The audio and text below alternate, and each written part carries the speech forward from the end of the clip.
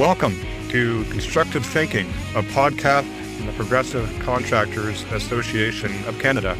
Today's guest is Wayne Prins, Executive Director of CLAC. This episode was recorded on January 19, 2026. Welcome, Wayne. Oh, it's nice to be here. Thanks for having me. Absolutely. Wayne, it's possible that many of our listeners, being signatory contractors, may know you personally or know who you are, but why don't we ensure that our listeners kind of know who you are, what's the organization you work with, a little bit of your background. Wayne Prins is my name. I serve as the executive director. I'm in this is hard to believe, my 23rd year at CLAC. Started back in 2003 here in Edmonton, and within that first year, essentially at the end of that first year, I moved to Fort McMurray to open the CLAC office there. If you go back in time to the early 2000s, that was just at the very beginning of this huge upswing, this exponential growth in Fort McMurray. And so we needed an office there. I went up there with my wife, Renee, and we opened the office. We stayed there for 12 and a half years. That was an adventure, lots of good times, lots of good stories from those years. And of course, many of your members were a huge part of that. The growth of our part of the industry was remarkable up there. And then in around 2016, 17, that was when Dick Heinen was moving out of this role. I was selected to move into it. So we moved back to the Edmonton area, and that's where we remain today. And I've been working as the executive director for 9 years now. Well, that's great. That's a good setup. You know, Wayne, CLAC, CLAC lives largely in PCA's world. Our contractor members are almost majority-wise signatory to your union. I believe it's correct that you're the largest independent union in Canada, that you occupy a number of different sectors, which perhaps you can talk a little bit more about. Obviously, construction is the relevant sector to us here. Again, some people may know this, but perhaps some don't. The fact that CLAC is different from the building trades unions, the traditional craft unions, is rather obvious. But what's the background to that? Like, how did that sort of that history kind of unfold, where CLAC began its journey in the Canadian marketplace and rose to the significance and size that it is today? Well, it's a great question, and I'm happy to get into it. And you're quite right in terms of the close linkage between the PCA and CLAC. As you say, most of your members or all of your members work very closely with us, and so we're very happy with the relationship that we have with the PCA.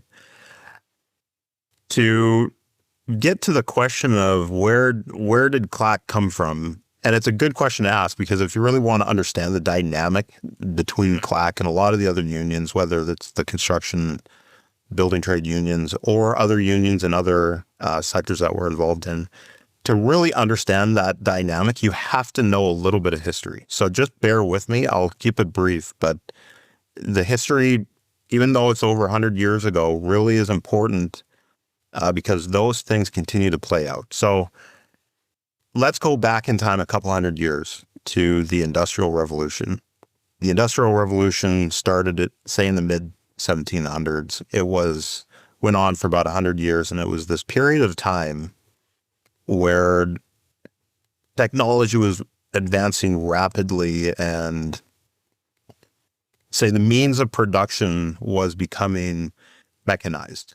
Big equipment and machinery, all powered by energy, and production was happening in factories on a massive scale. This was a huge shift from what for hundreds of years had been, craft-based economies and agrarian type of agricultural subsistence living, people working with their hands to produce the things that they needed for their lives. It shifted from that to a lot of people found themselves working in factories or other jobs, working for wages to produce things. A lot of benefits came out of that, but through those 100 years of industrial revolution, workers were in many ways exploited. That's just the way it was. The safety conditions in these places were terrible. People were routinely killed and injured, and people working way too many hours a week.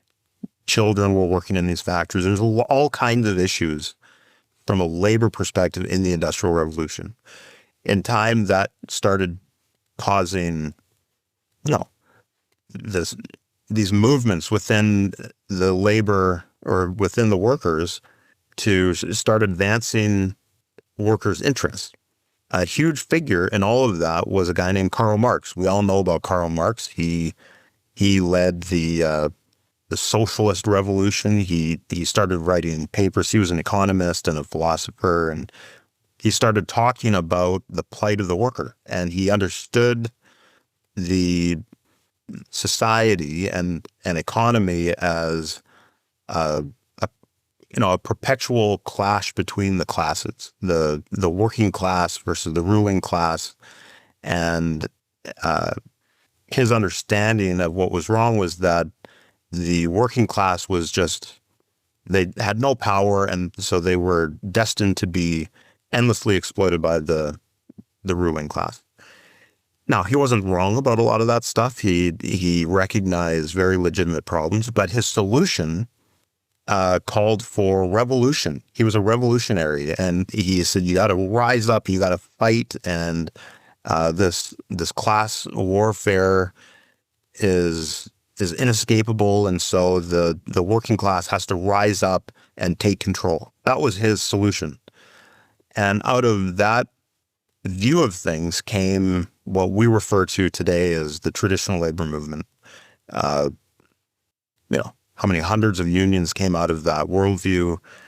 Now that's going back a long ways, but that default to conflict and revolution is in their DNA. Now, the other thing that Karl Marx said, and most listeners will remember this from their grade school social class, he said, religion is the opiate of the masses. He was very critical of religion. And when he looked at how workers were exploited, he looked at the churches and he said, the rich people are using the church to keep the poor workers down. So he was very critical of religion. Of course, the religious leaders at the time, they also saw the problems with labor. They also wanted to present a solution, but they took great exception to Karl Marx being so hard on the church or religion. And so they offered their own rebuttals to Karl Marx. Pope Leo XIII, from a Roman Catholic perspective, he wrote this very famous paper called Rerum Novarum. It was a statement on the state of workers, and he argued for better worker protection. He, not to get too far into the weeds, he argued for private property, which was in contrast to the Karl Marx thing that everything should be collective. And then, not to be outdone by the Roman Catholics, the Protestants, a variety of them, wrote their own rebuttals, one of whom was a guy named Abraham Kuyper. He wrote a number of very famous pieces. The Stone Lectures were one piece. He also wrote an essay called Manual Labor, which was his view of the plight of the workers based on there not being enough recognition of the inherent dignity of the worker and of work itself, for that matter. And his argument was that work is inherently good. Every form of work is equally good, and when done well, contributes to the common good of society. And on the basis of the inherent dignity of workers, they should be treated well. They should be treated fairly, and they should be treated with respect. And out of that worldview came an alternative laboring movement that we are a part of. And those unions, they said, we don't exist to revolt. We don't exist to fight. We exist to facilitate good relations in the workplace, to facilitate the well-being of everybody in the workplace. And through doing those things, honor the inherent dignity of all workers and of work itself. So it was a fundamentally different approach to solving the very real problem of the exploitation of workers. Fast forward 100 years, those labor movements, are still in place. The traditional labor movement in Europe, incidentally, they refer to the traditional labor movement as the socialist unions. That's less common language here, but it's equally true, I suppose. And then you have CLAC. Our origin comes out of that, the Christian side of that movement. And that's why we carry the name that we have. That's why we are unapologetic in espousing a cooperative, positive approach to labor relations. We just think that the pursuit of workers' interests are best done in the context of positive relationships, as opposed to fighting for everything. It's not a power struggle. Well, I appreciate that, and I suspect, given more time, you could go more deeply, and we could discuss this more widely. But at the risk of oversimplifying what you said and summarizing it, it is quite clear that I'm going to call it the operating philosophy of CLAC, your modus operandi, is in current language is not performative. It is not a simple marketing device to kind of retool what a union is to make it a bit more modern, but it instead has very deep roots in a particular intentional way to view the marketplace, the relationship between employers and employees, which we at PCA, our contractors appreciate the cooperative philosophy. Things don't always work perfectly. There still are instances of difficulty, but the underlying theme is of a desire to work together in partnership, which I think is great. Let's pivot and let's move on a little bit. Yeah. You've talked, obviously, Wayne, about these contrasting philosophies, these contrasting labor models that arise from those philosophies. This all lands in the marketplace. Unions competing for membership, with unions going to governments at various levels, arguing for particular approaches to public policy.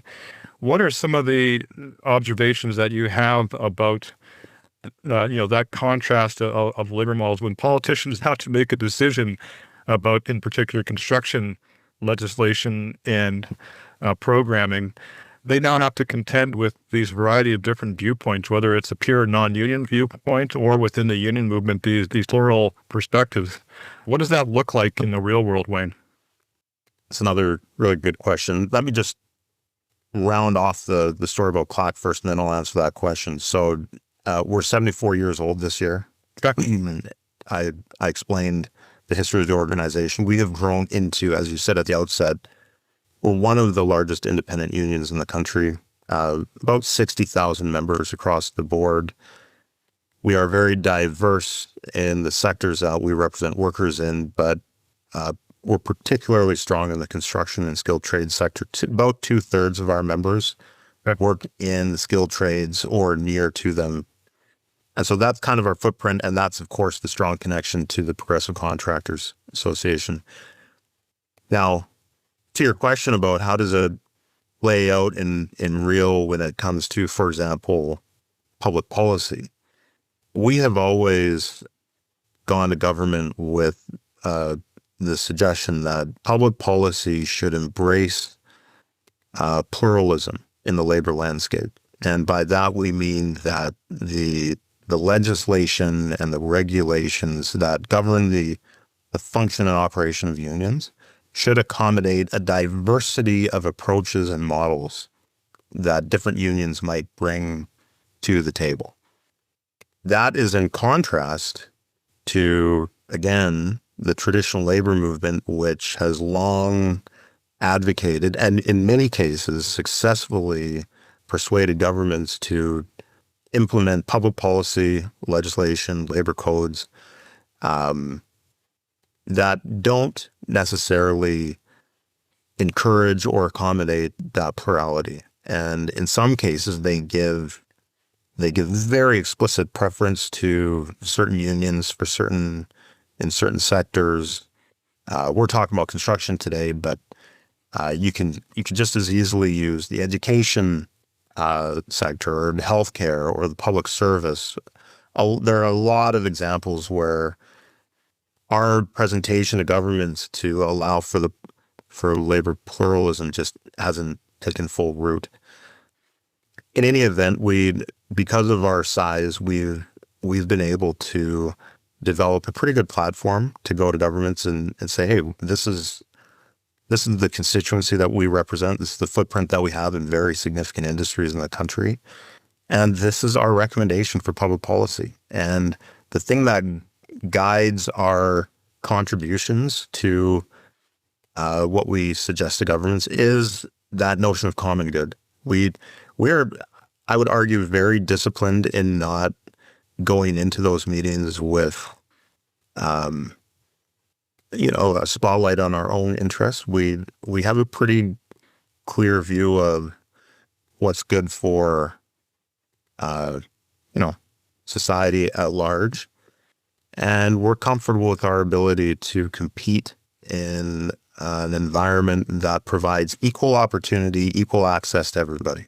That's really at the heart of it. That's our goal for public policy, to facilitate competitive, open, fair, access to work and opportunity. And I suspect that message would resonate with the listeners who are construction employers, contractors, because contractors compete every day, and the ability for them to procure work and work opportunities rests on their ability to be innovative, to be problem solvers, to dialogue and engage with project owners and other key stakeholders better than the next guy. That's really what it comes down to, is having a sharp pencil. And the idea that competition would also exist, or should also exist, in the so-called union movement or union landscape just kind of makes sense. I will say, as a bit of a fist bump between PCA and CLAC, that we have had many successes, Wayne, over the years, convincing governments of the rightfulness, the sensibility of opening up markets for this kind of competition. I think of the removal of the construction employer vision, mostly in Ontario, in Alberta, the ability to consolidate collective agreements as an all-employee basis. And there's a variety of other, successes that we've had because we have used very, coherent, sensible argument upon which we base our advocacy. So that's great. I want to talk a bit more about this public policy stuff in a minute. But let's switch to another topic just to kind of keep things fresh. Obviously, one of the key points of I think, connection between PCA and the contractors and CLAC is the workforce. You represent the workers. We employ the workers. We're very keen for a variety of ways to have a safe, productive, sizable, skilled workforce. Canada, like many other jurisdictions, faces some chronic shortages of workers. What are some of the things that you folks at CLAC are thinking about when it comes to addressing this labor shortage question, Wayne? Yeah, appreciate that question too. Of course, we love our members. We exist to serve our members. And internally at CLAC, we talk all the time about our purpose, which is to provide exceptional services to our members, whether it's through our benefit program, retirement programs, training, workforce development, all of those things. That's what we exist to do. As it relates to your question about what are we doing to, say, address the labor shortage, that's not necessarily so acute today. There is a labor shortage in pockets today, although it's not as bad as it had been, and it's certainly not as bad today as we anticipated being in the years to come. Right. And so there's a lot of pressure on all stakeholders in the industry to do whatever we can to facilitate workforce development. Of course, we participate in all of the efforts to draw more people into the skilled trades. We've talked for years, actually, about promoting a career in the trades as just an incredible opportunity. It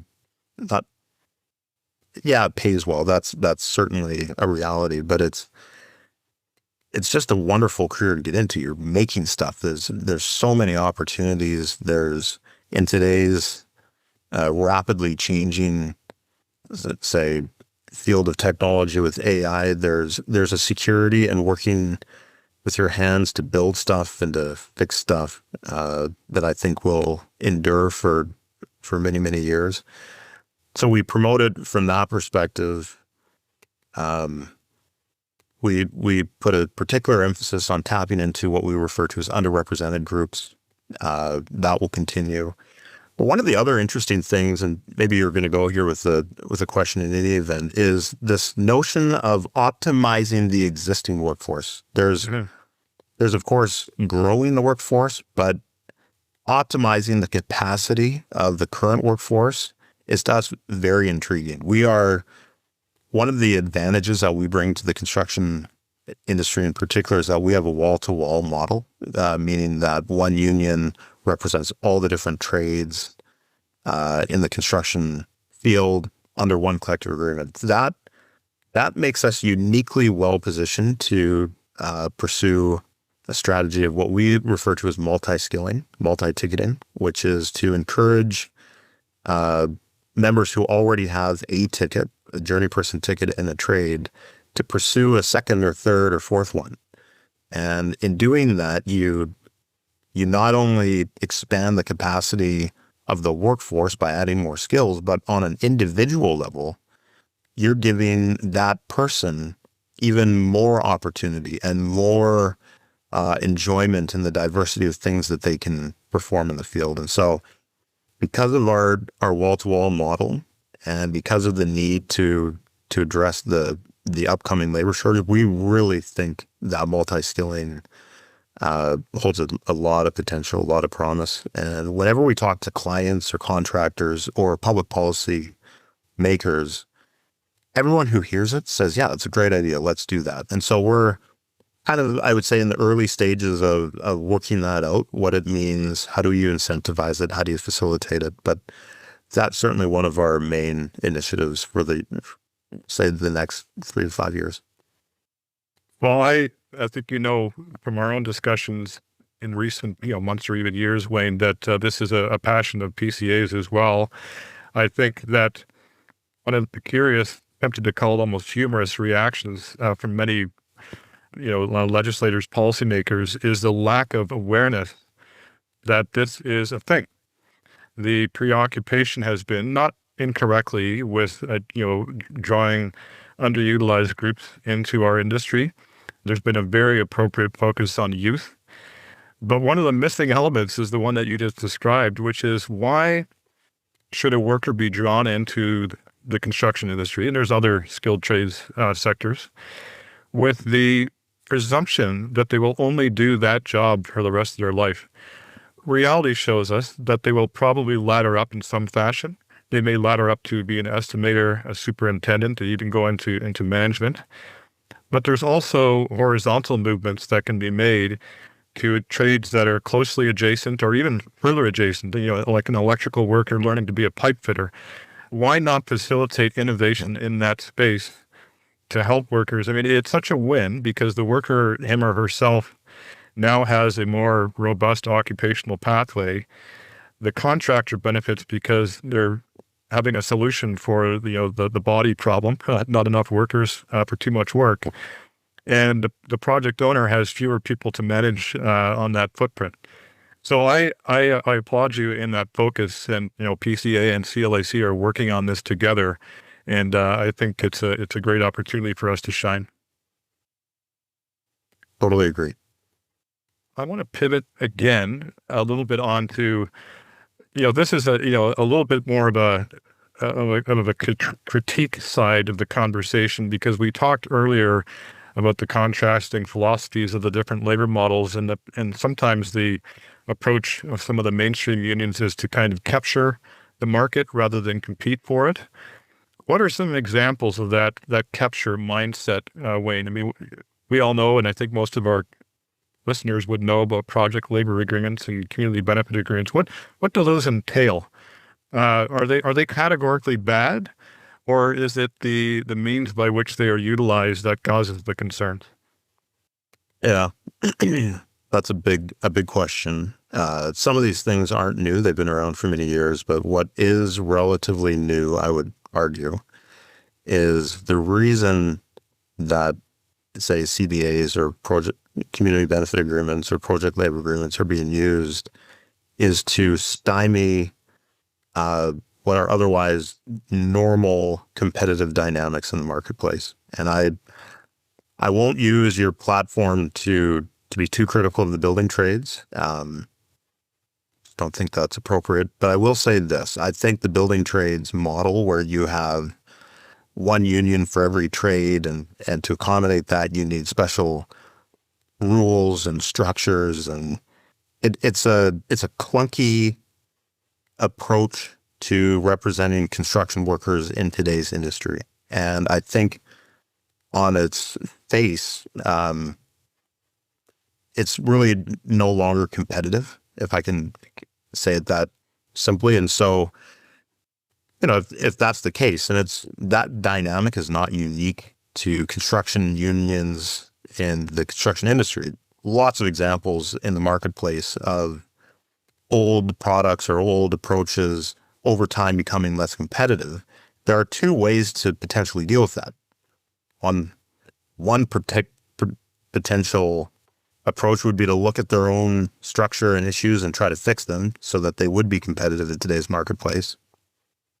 But that would be disruptive. And so the alternative that they've really zeroed in on is to maintain their market share and their marketplace by seeking the cooperation of friendly governments to ensure their ongoing survival with preferential treatment through law and legislation and public policy. And so the use today of project labor agreements, CBAs, SPNAs, where the building trades have persuaded governments to create restricted or exclusive access for them in a marketplace, whether it's for public projects or particular industries like electrical generation, transmission, nuclear. That is a type of regulatory interference in the marketplace that's meant to advance one group's interests. And we would argue it comes at the expense of fairness, openness, transparency, and what matters hugely is cost. Whenever governments get their fingers into the marketplace and they interfere with those dynamics, you should just guarantee it's going to cost way more to build it, whatever it is that you're hoping to build. And so that kind of interference is really at the heart of these tools. So you ask the question, are they fundamentally bad? No.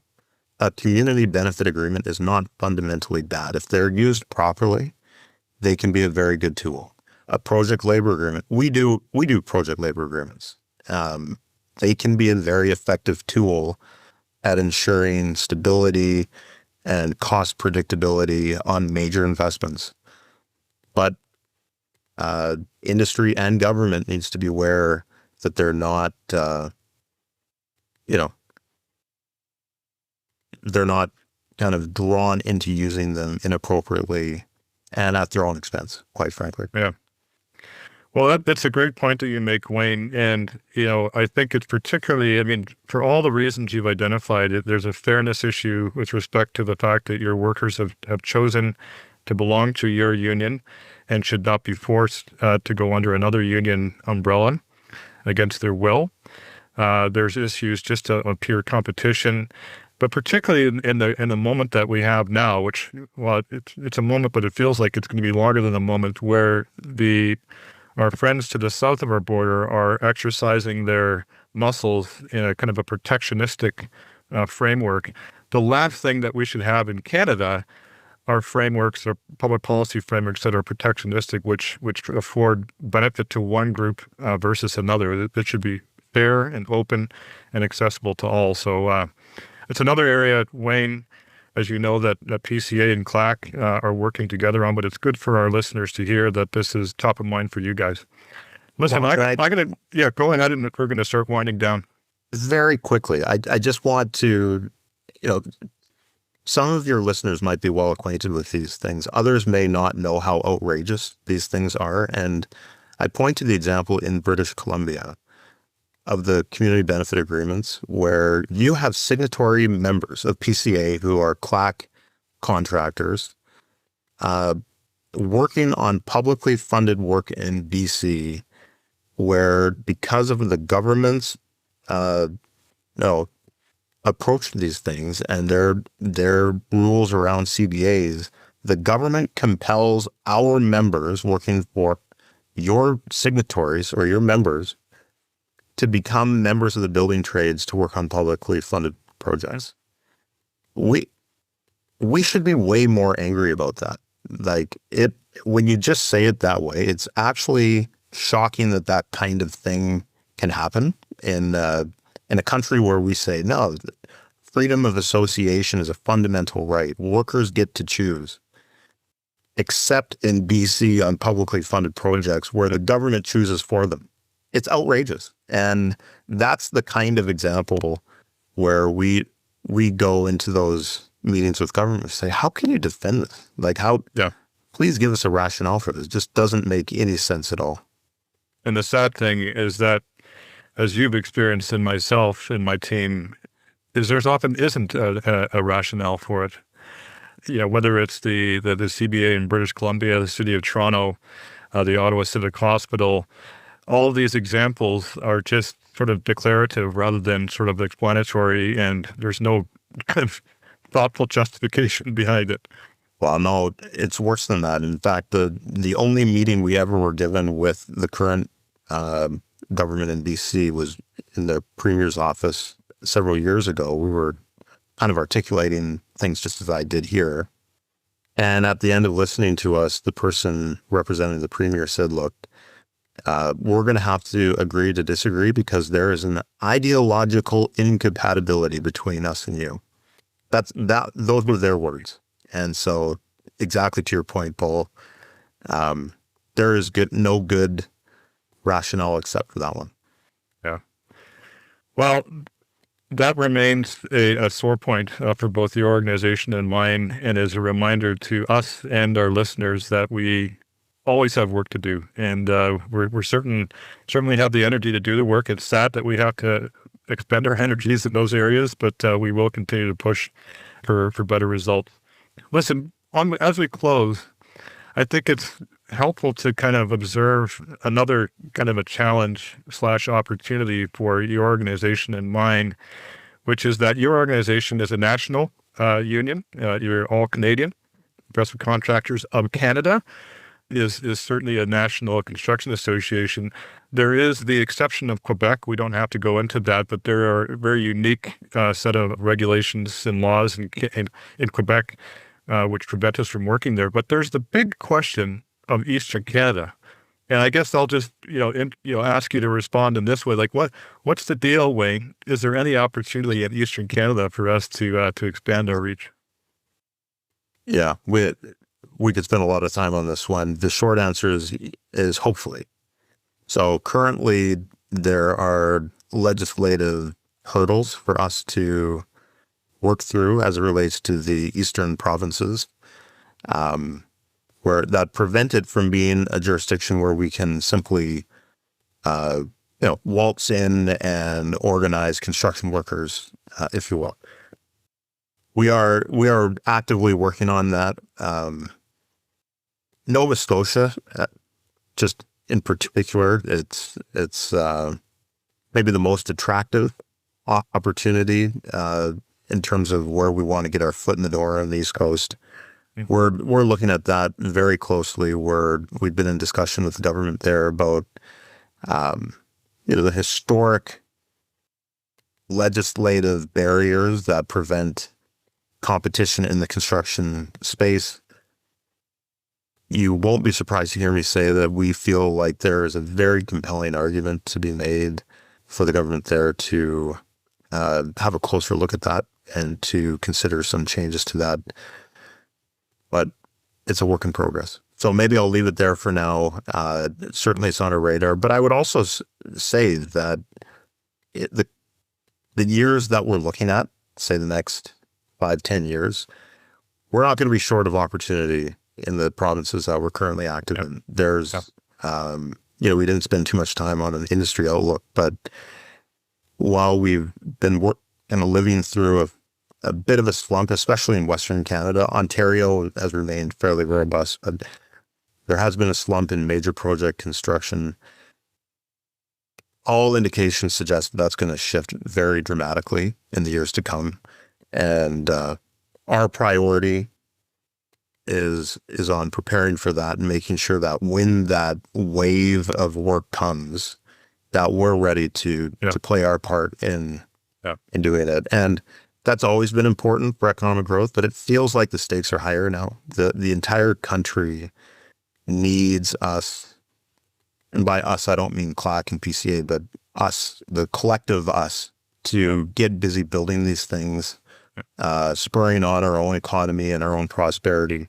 And so our focus is being ready to, you know, jump in and really get at it once these big projects, these major projects of national interest start. Well, that's great. I'll just close it with this.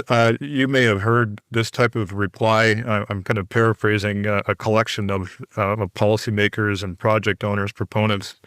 When a description is given of the power and size of our contractor group and the uniqueness and value of the labor model that you've just spent this time describing and breaking down, you know, the typical response is, "Where have you been all my life?" And that's a bit self-congratulatory, but I think it underscores, if I can be objective about it, the themes that we've talked about today, Wayne, which is that there's an objective value in competition and in innovating beyond the static structures of old and rethinking things that were just built because they were built that way, whether it was apprenticeship systems or labor laws. And in that respect, I congratulate CLAC for the earnest work that you do on your own, but often in conjunction with PCA. I don't think it's a stretch to say that together over the past several decades, we've transformed Canadian construction. And I think in your closing remarks there, we have more opportunities and more work to do. And I think that I see the energy in you and your organization to keep tracking on that, Wayne, and the same is the case for PCA.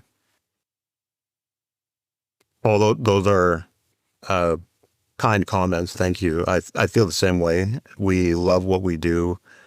As I said earlier, we love our members. We're very proud of what our members do. We're proud of the work that we do with the PCA. And we very much believe that our model, our vision for the workplace, our approach to labor relations is good. And so we're going to keep at it. We appreciate the support and the partnership that we have with all of our employers. And we are very motivated by this belief that when we do our work well, we contribute to the common good, and that it serves not just us and your interests, but it serves the greater interest. So off we go. Very good. Wayne Prins, Executive Director of the CLAC. Wayne, thank you for your time today. Thanks for sharing your perspectives. Take care. Thank you very much.